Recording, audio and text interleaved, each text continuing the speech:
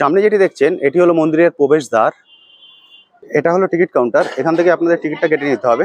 এটা হলো আমার টিকিট। দরজাগুলো কিন্তু খুবই ছোট, একদম মাথা নিচু করে আপনাদের ঢুকতে এবং বেরোতে হবে। খুবই সুন্দর। এটা আপনারা দেখছেন মানত নন্দী পার্ক। চলুন এর ভিতরে চলে যাই।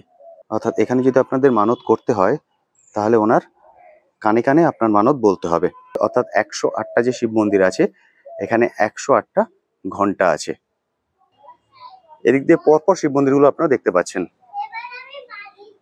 ঠাকুরমশাই, এখানে তো 108টা শিব মন্দির আছে। 109টা। 109টা।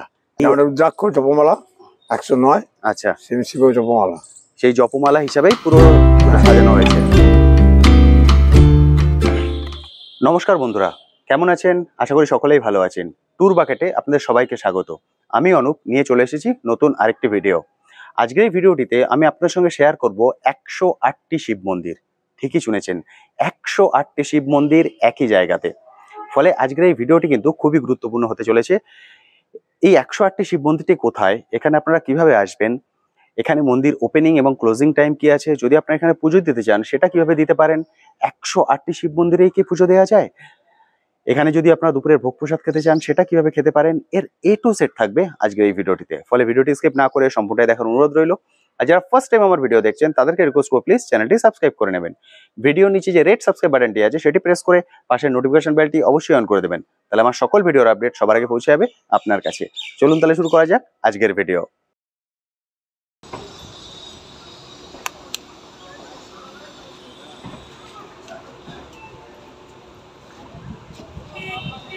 সবার প্রথম আপনাদেরকে বলে দিই আপনারা এখানে কিভাবে আসবেন। এখানে আপনারা বাসে করেও আসতে পারেন, ট্রেনে করেও আসতে পারেন। তো আমি বলবো ট্রেনে করে আসুন, তাহলে কিন্তু জার্নিটা খুব সহজ হবে।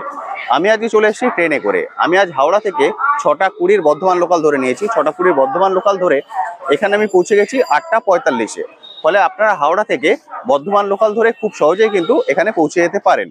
আর বাসে করে আপনারা চলে আসতে পারেন, সেক্ষেত্রে টাইমটা একটু বেশি লাগবে এবং বাস থেকে নেমে টোটোতেও কিন্তু টাইমটা একটু বেশি লাগবে। সেই জন্য আমি বলবো ট্রেনে করে চলে আসুন। যদি আপনারা চান পার্সোনাল কার নিয়েও কিন্তু আসতে পারেন, সেক্ষেত্রে কোনো সমস্যা নেই। যদি আপনারা ট্রেনে করে আসেন তাহলে ট্রেন আপনাদেরকে 3 নম্বর প্ল্যাটফর্মে নামিয়ে দেবে। 3 নম্বর প্ল্যাটফর্ম থেকে আপনারা 1 নম্বর প্ল্যাটফর্মের দিকে চলে আসবেন। 1 নম্বর প্ল্যাটফর্মের দিকে এলে আপনারা খুব সহজে বাইরে বেরোতে পারবেন। বাইরে বেরিয়ে এসে, আমি এখন বাইরে দাঁড়িয়ে আছি, বাইরে বেরিয়ে এলেই আপনারা এখানে টোটো স্ট্যান্ড পেয়ে যাবেন। এটা হলো টোটো স্ট্যান্ড। এখান থেকে আপনারা টোটো বুক করে নেবেন।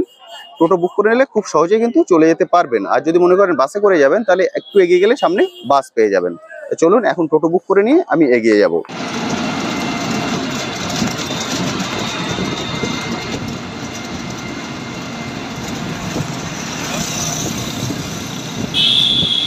আপনারা যদি টোটো করে আসেন, টোটো কিন্তু একদম এই মন্দিরের সামনে আপনাদেরকে নামিয়ে দেবে। এটি হলো মন্দির, মন্দিরের এন্ট্রি গেট।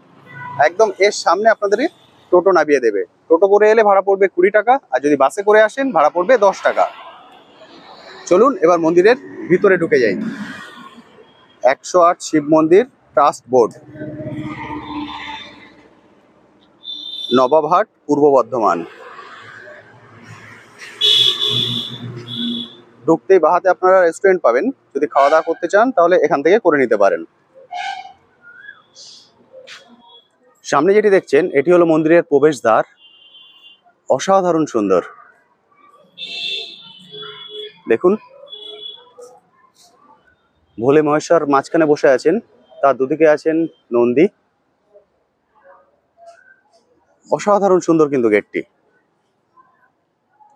আর এদিকে আছে পার্কিং স্পেস। যদি আপনারা পার্সোনাল কার নিয়ে আসেন সেক্ষেত্রে আপনারা এখানে পার্কিং করতে পারবেন। পার্কিং এর চার্জটা এখানে লেখা আছে। মোটরসাইকেল 10, কার 20, এইভাবে এক একটা করে বাড়ছে। আমি এটিও শেয়ার করে দিলাম। এটা হলো পার্কিং এর চার্জ। পার্কিং স্পেসটা কিন্তু অনেকটাই বড়।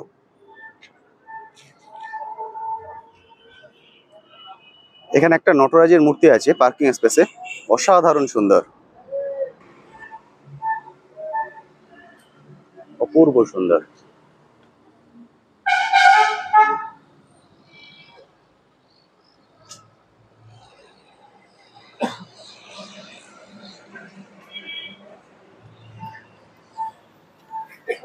এই পুরোটাই হলো পার্কিং স্পেস।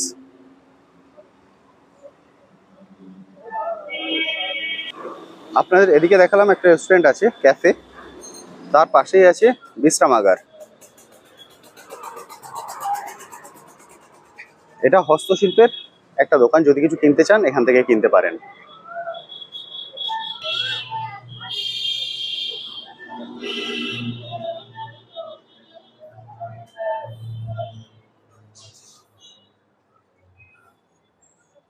বাথরুম এবং জুতো রাখার জায়গা হচ্ছে এদিকে। এদিকে আপনাদের জুতো রাখতে হবে এবং বাথরুমটাও এদিকে। আর এটা হলো টিকিট কাউন্টার।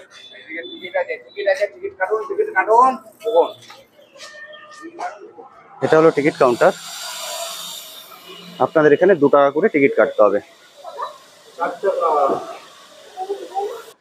এটা হলো টিকিট কাউন্টার, এখান থেকে আপনাদের টিকিটটা কেটে নিতে হবে।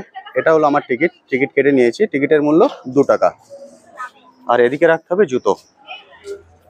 চলুন এবার জুতোটা রেখে দিই, তারপর ভিতরে ঢুকবো।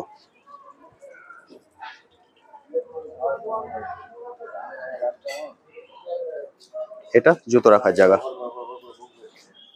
তো টিকিট কেটে নিয়েছি, জুতোও রেখে দিয়েছি, এবার চলুন ভিতরে চলে যাই। ঢুকতেই ডানাতে আপনারা দেখতে পাবেন, মনে রাখবেন জুতো পরে প্রবেশ নিষেধ। এই ঐতিহ্যবাহী মন্দিরের ঐতিহ্য ও পবিত্রতা বজায় রাখতে কর্তৃপক্ষকে সহায়তা করুন। মন্দির খোলার সময় সকাল 8টা হইতে সন্ধ্যে 7টা পর্যন্ত। সকাল 8টা থেকে সন্ধ্যে 7টা, দুপুরে বন্ধ হচ্ছে না। চলুন এবার ভিতরে যাই।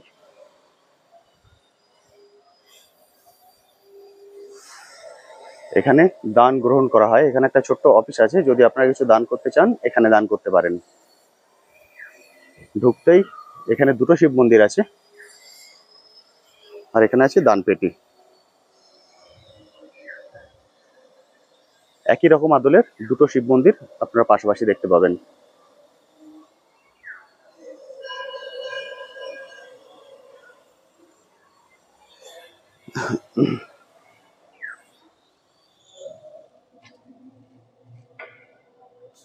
এটি হলো শিবলিঙ্গ।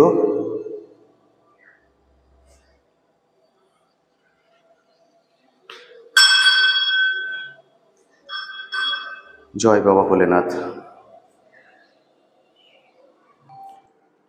চলুন এবার বাইরে বেরিয়ে যাই। দরজাগুলো কিন্তু খুবই ছোট, একদম মাথা নিচু করে আপনাদের ঢুকতে এবং বেরোতে হবে।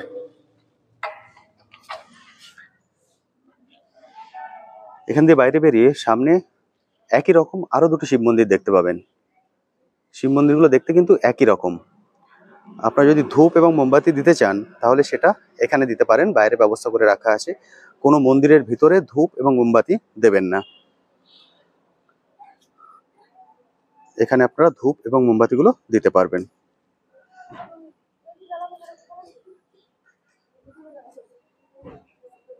সামনে একই রকম সাইজের 2টো শিব মন্দির আছে, একদমই ছোট। এটা বন্ধ করে রাখা আছে।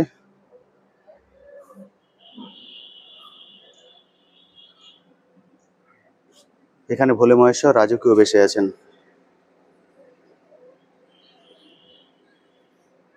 খুবই সুন্দর। এখানে তালা লাগানো আছে, এটাই ঢুকতে পারবেন না, এটাই ঢোকা যাবে। মন্দির চত্বরটা কিন্তু অনেকটাই বড়, ফলে যখন এখানে আসবেন অবশ্যই হাতে সময় নিয়ে আসবেন। সামনে যেটি দেখছেন এটা হলো যজ্ঞকুণ্ড, অর্থাৎ যজ্ঞ মন্দির।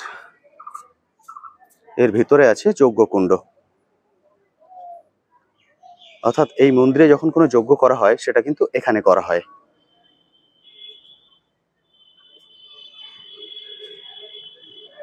সামনে যেটি দেখছেন এটি হলো যজ্ঞকুণ্ড।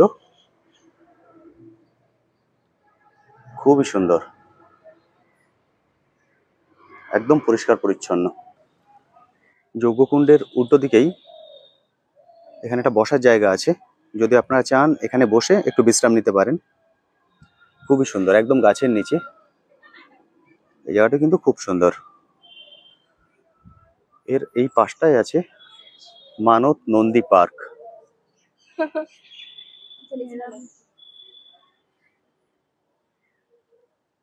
এটা আপনারা দেখছেন মানত নন্দী পার্ক। চলুন এর ভিতরে চলে যাই।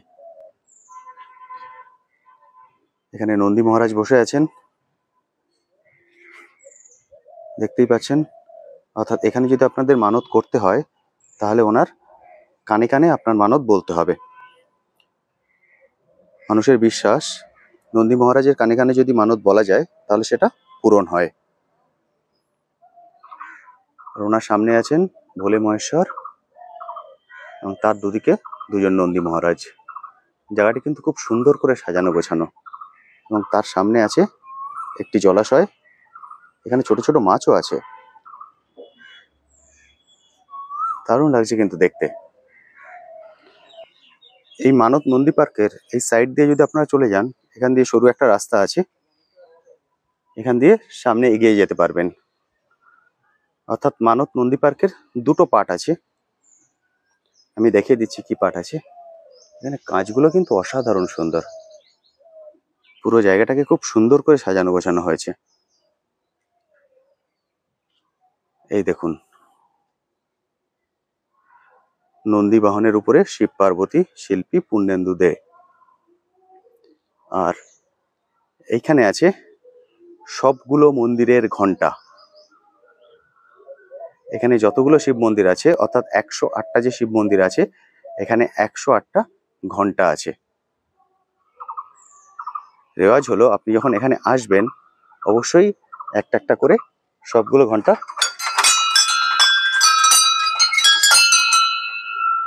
বাজিয়ে দেবেন, তাহলে সবগুলো মন্দিরের ঘন্টা আপনার বাজানো হয়ে যাবে। অসাধারণ সুন্দর। এবার আপনাদের দেখাবো 108টি শিব মন্দির। 108টি শিব মন্দির এইভাবে পরপর লাইন দিয়ে আছে। দেখুন, এখানে যে পুকুরটি দেখতে পাচ্ছেন, পুরো পুকুরটিকে ঘিরে একদম গোল করে এই মাথা পর্যন্ত টোটাল 108টি শিব মন্দির এখানে আছে। তা চলুন এবার এই 108টি শিব মন্দির একে একে দেখে নিই। এদিক দিয়ে পরপর শিব মন্দিরগুলো আপনারা দেখতে পাচ্ছেন। আমি সবগুলোই ঢুকবো না, কারণ সবগুলোই যদি আমি ঢুকি ভিডিওর লেন্থ কিন্তু অনেকটাই বড় হয়ে যাবে। সবগুলো মন্দিরেই আপনারা একই রকম শিবলিঙ্গ দেখতে পাবেন। আমি এটাই ঢুকছি।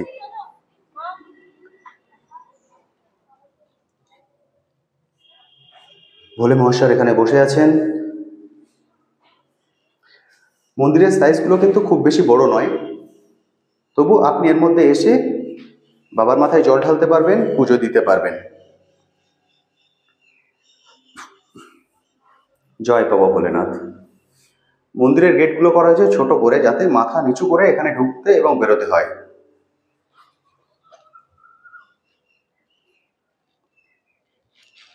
এইভাবে পরপর শিব মন্দিরগুলো আছে। দেখুন, মানে আপনি যদি এক লাইনে দেখেন তাহলে কিন্তু অপূর্ব সুন্দর লাগছে যে একটি জায়গায় এতগুলি শিব মন্দির। এই যে একটি জায়গায় এতগুলি শিব মন্দির আপনারা দেখতে পাচ্ছেন, এর পিছনেও কিন্তু একটা ইতিহাস আছে। তো চলুন আপনারা শিব মন্দিরগুলো দেখতে থাকুন, আর তার সঙ্গে সঙ্গে আমি ইতিহাসটাও আপনাদেরকে বলে দিই। এই স্থানটির আদি নাম ছিল নবাবহাট। বর্ধমানের মহারাজা তিলকচাঁদের মৃত্যুর পর মহারানী বিষ্ণুকুমারীর সঙ্গে ইংরেজদের বিবাদ বাধে। মহারানী বিষ্ণুকুমারীর বিরুদ্ধে বিভিন্ন রকমের ষড়যন্ত্র তৈরি হতে থাকে। সেই সময় মহারানী বিষ্ণুকুমারী একদিন রাতে স্বপ্ন দেখেন যে উনি ঘুরে ঘুরে 108টি শিব মন্দিরে শিবের মাথায় জল ঢালছেন। তারপর তিনি বিভিন্ন দৈব উপায়ে ইংরেজদের সঙ্গে যে বিবাদ চলছিল সেই বিবাদ থেকে মুক্তি পান। তারপর তিনি তার স্বপ্নে দেখা যে 108টি শিব মন্দির তিনি দেখেছিলেন, সেই আদলেই এখানে 108টি শিব মন্দির তৈরি করার পরিকল্পনা করেন। 1788 খ্রিস্টাব্দে মন্দিরের কাজ শুরু করেন এবং মন্দিরের কাজ শেষ হয় আনুমানিক 1790 খ্রিস্টাব্দে। প্রতি বছর শ্রাবণ মাসে প্রচুর মানুষ দূর দূরান্ত থেকে এখানে আসেন পুজো দিতে, এবং শিবরাত্রি উপলক্ষে এখানে 7 দিন ব্যাপী বিরাট মেলার আয়োজন করা হয়। সেই সময় প্রচুর মানুষ এখানে আসেন। এই অনুষ্ঠানে রুদ্রযজ্ঞ, পুণ্যাহুতি, কথকথা, শিব মাহাত্ম্য, বাউল গান, শিব মহিমা ও কৃষ্ণপালার আয়োজন করা হয়। রাজমাতা বিষ্ণুকুমারী মনে করতেন 108টি শিব মন্দির পরিক্রম করলে 108 মন্ত্র উচ্চারণের থেকেও বেশি ফল পাওয়া যায়। আচ্ছা ঠাকুরমশাই নমস্কার। নমস্কার। আচ্ছা ঠাকুরমশাই, এখানে তো 108টা শিব মন্দির আছে। 109টা। 109টা, একটা বেশি আছে।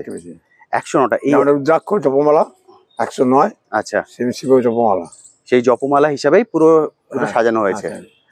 এখানে যেহেতু 109টা শিব মন্দির আছে, 109টা শিব মন্দিরেই তো পুজো করা হয়। বেলপাতা ফুল দিতেই হবে।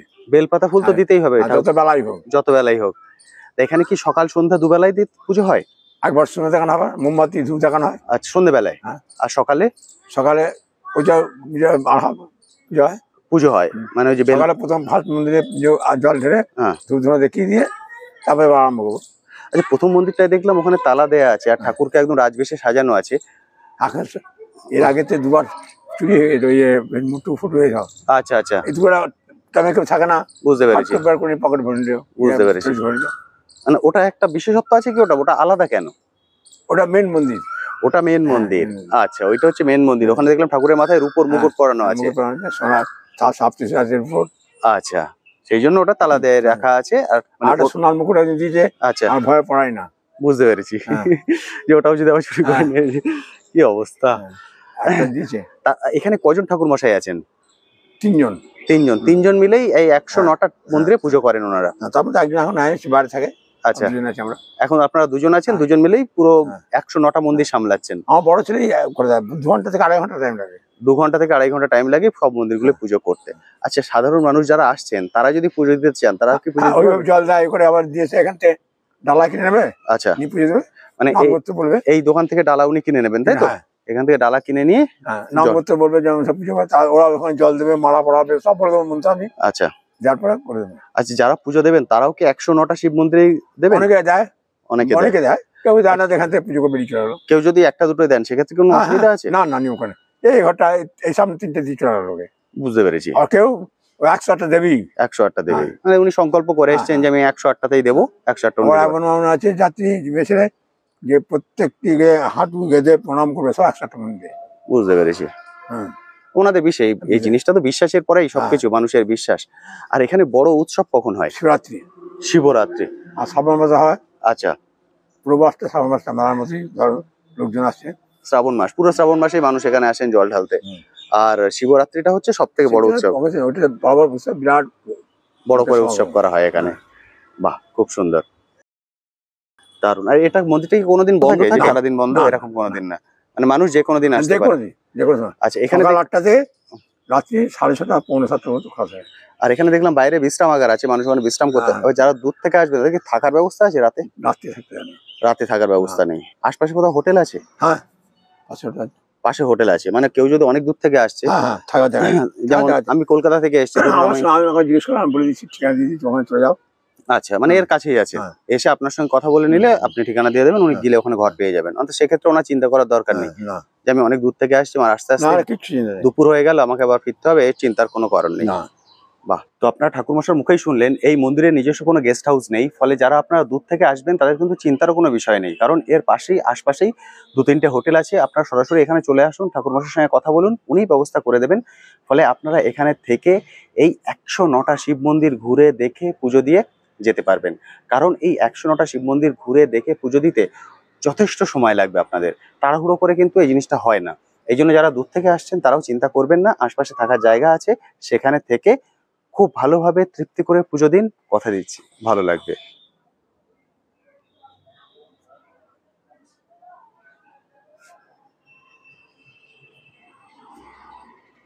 এখানে যদি ব্যক্তিগতভাবে পুজো দিতে চান, রুম বা হল বুক করতে চান কোনো অনুষ্ঠানের জন্য, তাহলে এই কন্ট্যাক্ট নাম্বারে কল করবেন, আমি কন্ট্যাক্ট নাম্বারটা শেয়ার করে দিলাম। তো বন্ধুরা, আজকের ভিডিওটি আমি এখানেই শেষ করছি। কেমন লাগলো আজকের ভিডিওটি অবশ্যই ভিডিওর কমেন্ট সেকশনে লিখে জানাতে ভুলবেন না। আর এই বিষয়ে যদি আপনি কিছু কোশ্চেন থাকে সেটাও লিখে জানাতে পারেন, আমি আমার সাধ্যমতো উত্তর দেওয়ার চেষ্টা করব। তবে আমি রিকোয়েস্ট করব সময় সুযোগ করে একদিন চলে আসুন, আশা করি ভালো লাগবে। আজ তবে আসি, আবার আপনার সঙ্গে দেখা হবে নতুন একটি ভিডিও নিয়ে, নতুন একটি জায়গায়। ভালো থাকবেন। এদিকে দেখতে পাচ্ছেন শিবের পরিবার, শিবের পরিবারের সবাইকে আপনারা এখানে দেখতে পাচ্ছেন।